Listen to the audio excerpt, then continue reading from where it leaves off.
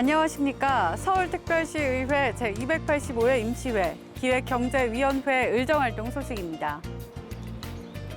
앞으로는 일제강점기 식민지배 논리로 악용된 근로라는 명칭이 서울시 조례상 노동으로 변경됩니다. 억압의 수단으로 사용된 근로라는 용어 대신 주체적인 활동인 노동으로 명명하자는 건데요. 노동의 올바른 명명을 통해 노동 존중 서울특별시가 완성될 수 있길 기대하면서 제285회 서울특별시의회 임시회 기획경제위원회 의정활동 소식 지금부터 시작하겠습니다. 기획경제위원회가 2월 22일부터 15일 동안 열린 제285회 임시회에서 소관 부서에 대한 신년 업무 보고를 받고 각종 현안을 처리했습니다. 2019년도 처음 열린 회기에서 기획경제위원회는 기획조정실 업무 보고를 시작으로 경제정책실, 농업기술센터, 시립과학관, 기술교육관, 남북협력추진단, 노동민생정책관, 서울시 농수산식품공사, 서울산업진흥원, 서울신용보증재단, 서울시립대학교, 서울연구원에 대한 업무 보고와 사업 진행 상황을 점검하고 관련 예산 전용 상황과 조례안을 심의했습니다.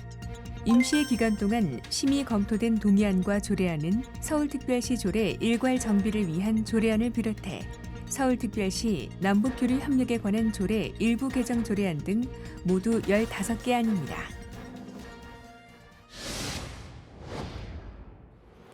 서울 평양 간 사회문화교류를 비롯해 생태환경 협력 사업이 추진될 전망입니다. 도시농업을 하고 있는 시민과 단체에 대한 지원도 강화됩니다.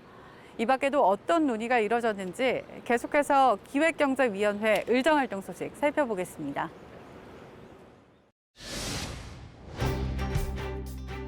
기획경제위원회가 서울시내 소상공인 사업장에 대한 노동환경 개선을 주문했습니다. 기획경제위원회는 2월 27일 열린 노동민생정책관 업무보고에서 종로 주얼리타운과 성수동 수제화 골목의 열악한 환경을 예로 들며 최소한의 건강권 보장을 위한 환경 조성의 필요성을 제기했습니다. 주얼리 이런 같은 영업장에서도 어떤 청산가리 덕국물을 취급을 한다고 이야기도 깜짝 놀랐습니다만은 그런 환경에 특수 마스크라든지 어떤 특수 장비가 있으면 그분들이 일할 때 착용을 하고서 일을 할 수 있는 환경을 좀 조성해 줘야 되지 않느냐. 최저임금 보장 등 노동자 스스로의 권리를 알고 현장에서 일하도록 교육을 강화해달라는 당부도 이어졌습니다. 여러 가지 센터들을 통해서 상공인들께서도 가서 교육받고 하는 과정들이 좀 있으신데도 불구하고 근로계약서를 쓰는 비율이 10명 중에 1명 정도 비율밖에 되지 않고 그다음에 최저임금 관련해서도 위반 사례나 이런 것들이 드러나지 않은 부분도 대단히 많더라고요. 한편 기획경제위원회는 정규직화 과정에서 현장의 특성을 반영하지 못해 업무 연관성이 없는 파트로 배정되는 등의 문제가 발생할 수 있다며 정규직화 과정에서 직군 통합 등에 대한 세밀한 고려가 필요하다고 당부했습니다. 기획경제위원회가 서울산업진흥원에 대한 접근성 개선을 요구했습니다. 기획경제위원회는 지난 3월 5일 열린 서울산업진흥원 2019년도 업무 보고에서 소상공인들이 서울산업진흥원의 사업 지원 절차가 까다롭다는 점을 지적하며 제도적 보완 장치를 마련해 줄 것을 주문했습니다.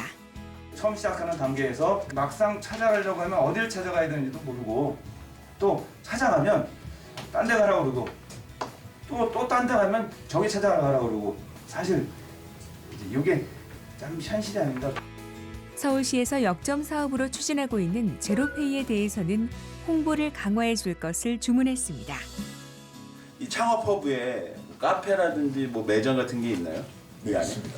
여기에 제로페이 하고 있나요? 네, 하고 있습니다. 네. 근데 가서 보니까는 제로페이를 홍보하거나 그런 문구는 없는 것 같더라고요. 한편 기획경제위원회는 서울산업진흥원이 정체되어 있다고 지적하며 대표가 바뀐 만큼 변화와 혁신을 통해 시민들이 체감할 수 있는 정책기관으로 자리매김해 주기를 당부했습니다.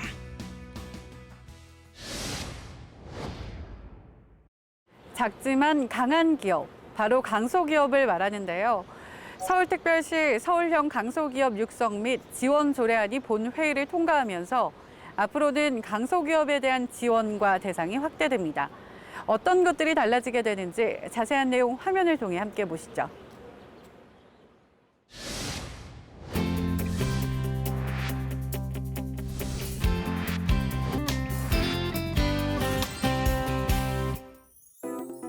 이곳은 유기농 화장품을 연구, 개발, 생산하는 전문 기업입니다.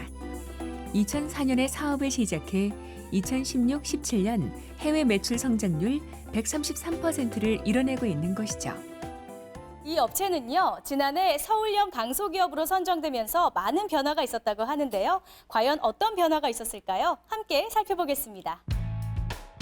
서울형 강소기업은 일자리 창출 성과, 기업 우수성, 일자리 질 등에 대한 엄격한 심사를 거쳐 선정된 기업입니다. 제품의 우수성은 물론 기업 성장 가능성에 일, 생활 균형 조직 문화, 고용 안정성, 복지 혜택이 우수한 업체를 의미하는데요.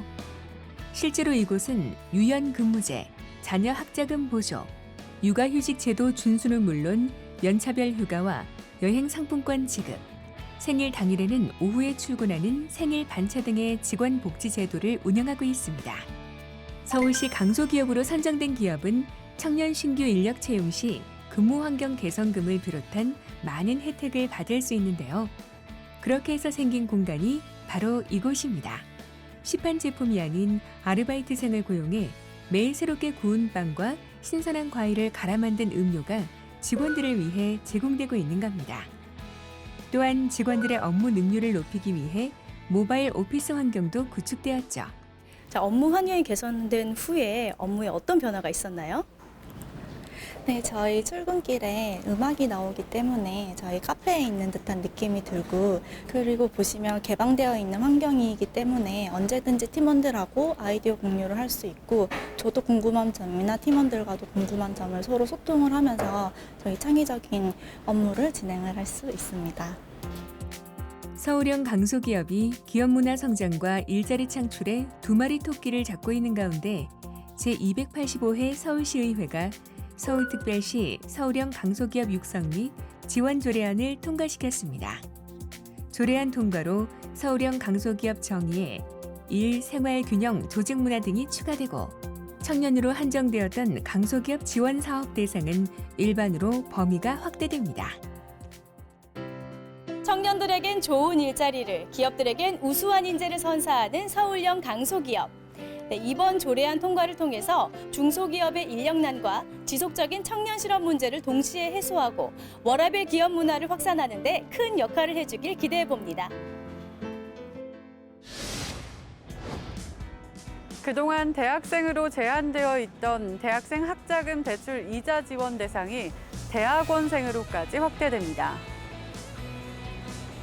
뿐만 아니라 상환 기간도 졸업 2년에서 졸업 후 5년으로 기간 제한이 연장됩니다. 청년 실업난이 심해지면서 대출 부담을 덜어주기 위해서인데요.